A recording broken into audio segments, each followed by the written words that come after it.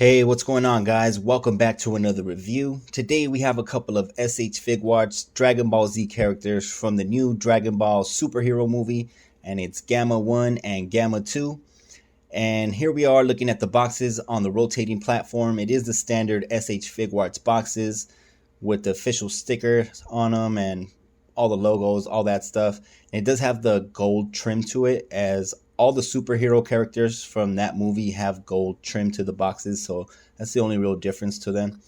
Let's take a look at the back of the box now.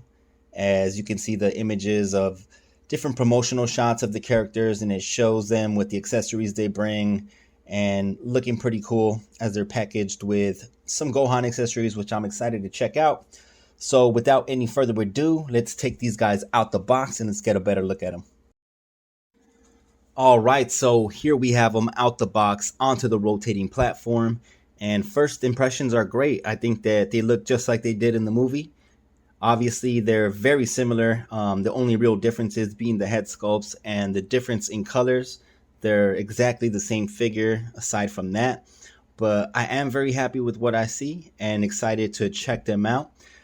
Hopefully they articulate great, because I do notice there's a bit of lack of shading. It would be cool if the body had some shading throughout, but aside from that, it's packed with accessories that we're going to check out now, so let's do that. All right, so let's take a look at the accessories that they bring, and they do bring the same exact pair of hands, so I just have one of them laid out. The only difference being that Gamma 2 brings the rocking out hands, or devil horn hands, and Gamma 1 brings the crossed armed effects, which I'm pretty sure they're interchangeable between the two of them. Also, they bring their respective colored guns. And then Gamma 1 brings 5 different head sculpts with the stern face, gritted teeth, the yelling, kind of like a smirking, and then another yelling, slightly different expression. And Gamma 2 comes with only 4 different expressions, one with kind of like a smirking face looking to the side, a gritted teeth face, open mouth yelling, and then like a real blank expression. And then, of course, Gamma 1 includes this Gohan head with the Super Saiyan sculpt, and it brings 3 different face plates, and it looks great. And Gamma 2 includes this Gohan with the glasses, and it brings the Piccolo style cape, and this thing also looks pretty dope too. All right, so let's take a closer look at these figures. Let's start with Gamma 1, as it looks pretty darn good. I think that if you've seen the movie Dragon Ball Superhero, you can agree that it looks just like it does in the movie. So very nice job throughout. And they are pretty much exactly the same body. The main difference is the blue and the red, obviously. Also the different head sculpts. And yeah, aside from that, it's just their huge personality differences, that Gamma 1 is more serious and more like into getting the job done, while Gamma 2 is more like a party dude. Kind of reminds me of like Michelangelo from the Ninja Turtles or something like that. But aside from that, taking a look at this figure, it's a little bit plain throughout the body, as it doesn't have any shading throughout the yellow. But I do like that it has a soft plastic here, allowing flexibility in the legs and stuff. We'll go over the articulation later, but that is nice.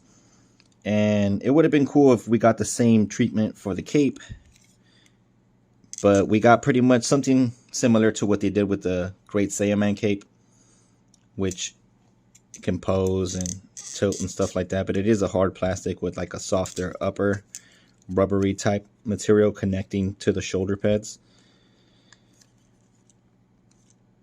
Now let's look at Gamma 2, which pretty much, as I stated, it's the same body. The main differences are the color and the differences in the tops of the heads, the fins.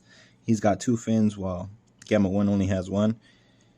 And yeah, it's pretty much exactly the same body. So I'm sure that those crossed arms can be interchanged amongst the two of them. I also wanted to show real quick, it does bring this extra gun, which, oops, this one is just for porting into here. So it's not the complete gun. It doesn't have like the tip that's painted like a shark or whatever. It's just a little nub to port into this little holster it has, as I keep dropping this little tiny piece. But yeah, so when you hold the gun, you're going to want to take this out. So He doesn't have two guns, so make sure you take this out before you add the gun accessory. And let's go ahead and just jump into the articulation now. So I'm going to start with the cape so I can remove the cape. It does go up and it holds its position pretty well. You can tilt it. Has like a swivel to it, so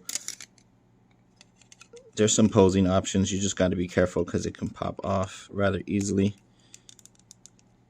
But yeah, you can have it angled or slightly twisted or just up at different levels, however you like. So that's nice. And let's take this off now and get into the articulation. So let's start off with the head, and he can look up that much. He can look down that much. He's got really good tilt side to side. The neck has good articulation as well. Very, very good. Now the arm can do a full 360. It's a little tight, but it could do a full 360. It can go up really good. Actually has pretty good range on it. It's a little tight in the ball joint inside there, but goes up pretty darn good. And then we've got a swivel at the bicep. We've got a double bend. Oh, we got a really deep bend. That's a really, really good deep bend at the arm. I like that. We've got a butterfly joint that works pretty good. Brings the arm forward nicely. Wow, I'm surprised how deep this bends. I like that. So we've got a swivel at the chest and nice deep crunch and back. Look at that. It goes really, really forward and it goes back really good. We've got a swivel at the waist and a crunch as well. Nice crunch. So with the combination of the chest crunch and the ab crunch, you could really get a nice deep bend. I'm really surprised at that. Really good articulation there. And let's see, the legs can kick out that much, so that's pretty good. The nice soft plastic allows you to articulate the legs, so I like that they did that. We've got a nice deep bend at the knee. Works really nice as well. Let's see, we've got a swivel up here at the quad, and the boot is on a rocker. Pose is really good, actually. Goes forward, and it's got that toe articulation as well. So overall, you know, I'm pretty surprised, but it poses pretty darn well, which is actually what you should expect from SH Figuarts Dragon Ball Z characters. But, you know, sometimes when they have different designs or something other than a Goku, they throw a little curveball at us and it doesn't do exactly what you want it to. But happy to report that this actually works really, really nice. So I'm sure you're going to be able to pull off some dope poses with this. And as I stated, there's no need to go over Gamma 1 because it's the same figure. So he can pretty much do all the same things Gamma 2 can do. So articulation, thumbs up. All right, so let's take a closer look at some of these Gohan accessories that are included, as it is a big drawing point to these figures. For me, I was going to get Gamma 1 and Gamma 2 regardless because I think they're pretty dope characters. But some people just wanted these Gohan accessories because they're fans of Gohans and they really like this look. So let's take a closer look at them. Let's start with the accessories that Gamma 2 includes, which is this Gohan with the glasses. And then it brings that Piccolo style cape, which I think that looks great. I could have gone for a style like maybe how Turles brought his cape and it was just one piece, because this does have a hinge to it, but it doesn't articulate anyway. So, I mean, what's the point? The hair, though, looks great. I like this style for Gohan a lot. So I hope they keep drawing them like that because it looks dope. And now let's take a closer look at the Super Saiyan head sculpt, which I think also looks very, very nice. And it's more of a pale Super Saiyan blonde, which I think is more accurate. More often than not, you see the Super Saiyan hair is kind of more of a pale blonde. So I think that this looks fantastic. Good job with that. So for size comparisons, here we have him next to Gohan. And he is a bit taller than Gohan. And I do remember that being the case, them being taller, and I feel like they should be even a little bit taller. But I haven't seen the movie but once, and it's been a while, so I can't tell you for sure. But I'm still very happy with the figure. I think that the scale is just fine. All right, so final thoughts on these guys. I think that SH Figuarts did an absolutely fantastic job on both Gamma 1 and Gamma 2. They look great. They look just like they jumped out the movie, honestly. And they announced these guys before the movie ever even came out. And I wasn't sure if I was going to like them or not. But I'm glad that when I saw the movie, I ended up liking the characters a lot. And I think that they're really good additions to the Dragon Ball Z universe. And now that they came out in figure form, I think that they translated very well. And besides a bit of lack of shading throughout the yellow parts of the body, the rest of it is done very, very nicely. And they just look great.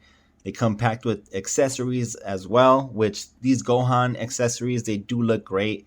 And I can see most collectors wanting to add this to their collection, but they may not want Gamma 1 and Gamma 2, so it does suck if you're in that position where you want that, but you don't want these figures.